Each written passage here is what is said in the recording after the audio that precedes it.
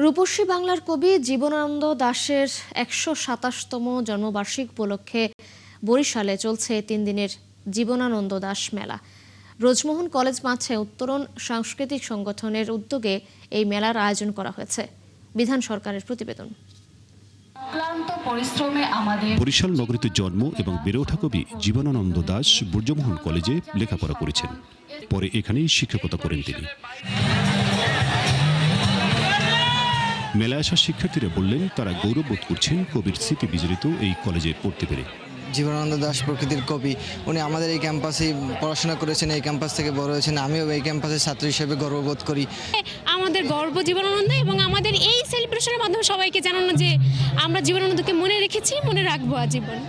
এই বরিশালের প্রাণ প্রকৃতি, কীর্তনখোলা নদী কিংবা গাছপালা, এই নিয়েই আসলে কবি তার কবিতা লিখেছেন। মেলায় বইয়ের দোকানের পাশাপাশি মাটি এবং জিপসামের তৈরি বাহারি উপকরণের স্টল বসেছে। কিনলাম মহাপৃথিবী জীবনানন্দ দাশের লেখা। এর আগেও অনেকগুলো বই পড়েছি, তবে এই বইটি এবারে নতুনভাবে সংযোজন দেখে আর কি নেওয়া হলো। আমার কাছে খুবই ভালো লাগছে, আমরা খুবই আনন্দিত, সবাই এনজয় করতেছি, অসাধারণ। এটা মাটির পাত্র, তো ইউনিক লাগছে আমার কাছে বিষয়টা, আর বাঙালির এটা ঐতিহ্য একটা, সেজন্য কেনা হয়েছে। মেলার আয়োজক কমিটির সভাপতি বলেন, কবিকে তারা সবার মাঝে নিয়ে যেতে চান, কবির বিষয়ে বোধ তৈরি করতে চান পাঠকের মনে।